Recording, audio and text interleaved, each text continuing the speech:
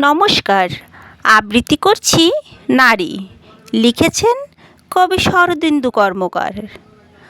মানুষ কেন বলে মোদের নারীর নিজস্ব নাই কিছু?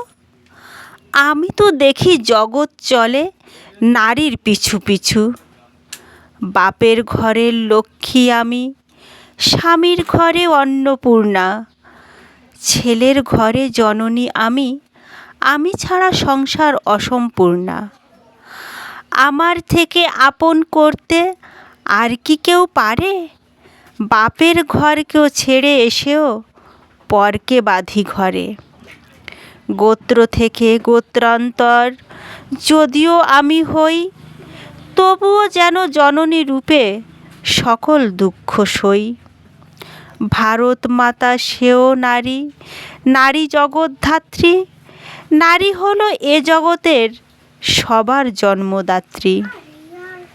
পুরুষতান্ত্রিক সমাজ তাই পুরুষকে বড় করে। জেনে রেখো সেই পুরুষকেই নারী গর্ভে ধারণ করে। মহাকাল আমার পদতলে শায়িত চিরকাল।